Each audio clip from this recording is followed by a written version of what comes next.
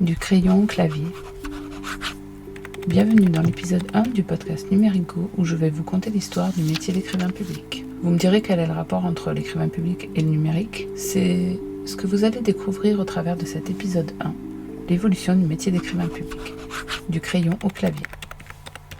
Je suis Elodie, ingénieure pédagogique, créatrice de ressources numériques et vous vous en doutez, écrivain public, avec une spécialité rédactrice web.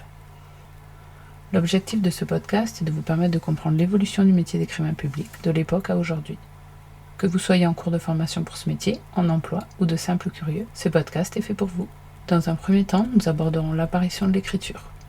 Dans un deuxième temps, nous verrons l'écrivain public au Moyen-Âge, pendant la Révolution française et après. Et enfin, dans un troisième temps, l'impact de l'école sur le métier. Bonne écoute! L'apparition de l'écriture. L'écriture apparaît pour la première fois en 3300 avant Jésus-Christ. Elle est gravée sur des pierres plus massives, comme dans des sanctuaires. Au commencement, il y eut les scribes. Les premiers scribes sont apparus en Égypte antique. Ces ancêtres des écrivains publics formaient une caste de lettrés, puisqu'ils étaient les seuls à avoir accès à l'apprentissage de la lecture et des mathématiques, en sachant que seulement 1 à 4% de la population d'Égypte antique savait lire. Les scribes sont les rédacteurs, archivistes et transcripteurs officiels de l'administration. Au fil des siècles, le scribe devient copiste. Il recopie donc des documents anciens sur des parchemins, à la demande du royaume. À la demande de l'Église, il recopie sur des codex des feuilles de parchemin assemblées en grands livres, l'ensemble des pages de la Bible. L'écrivain public au Moyen-Âge, pendant la Révolution française et après. Au cours des siècles suivants, l'écriture s'étend, mais reste réservée à une élite, les hommes politiques et les religieux.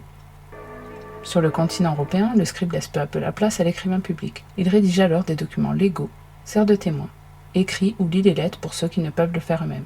Au Moyen-Âge, le métier d'écrivain public répond à la forte demande d'une population de plus en plus bourgeoise, mais toujours illettrée. Avec l'essor des échanges commerciaux et le développement des villes, l'écrivain public est de plus en plus sollicité. Outre les écrits personnels, il rédige les accords, les contrats et les lettres qui ne nécessitent pas l'intervention d'un juriste dont les services sont beaucoup plus chers. À cette époque, les écrivains publics qui possèdent une bonne maîtrise de la langue française et une grande aisance rédactionnelle vivent très bien de leur métier. Les plus à l'aise diversifient même leurs services et écrivent des textes juridiques et des biographies familiales, cette dernière prestation étant de plus en plus demandée. Un métier disparu ou presque. En France, contrairement à ce qui se fait dans les pays anglo-saxons qui favorisent l'apprentissage de l'écriture et la lecture pour que chacun puisse consulter la Bible, les personnes illettrées restent longtemps nombreuses. Alors, dans les campagnes et quand aucun écrivain public n'est installé, c'est le personnel religieux qui rédige pour les paroissiens.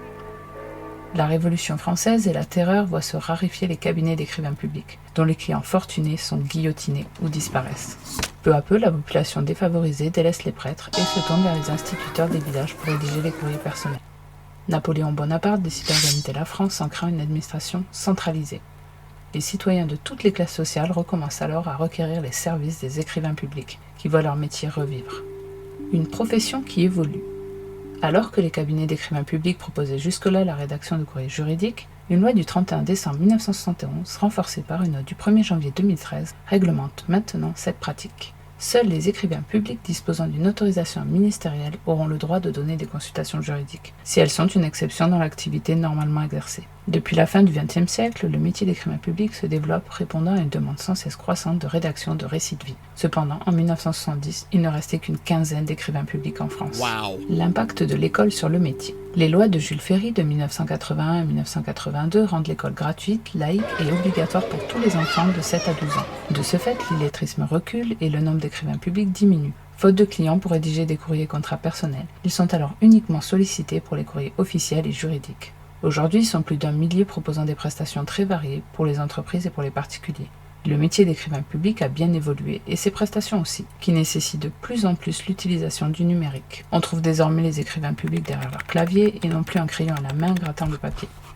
Voilà, vous avez pu découvrir dans ce podcast l'histoire du métier d'écrivain public. Vous pourrez retrouver ce podcast sur Numérigo via YouTube. J'espère que cela vous aura plu et que vous aurez appris plein de choses. À bientôt pour l'épisode 2 du podcast Numérigo, du crayon au clavier.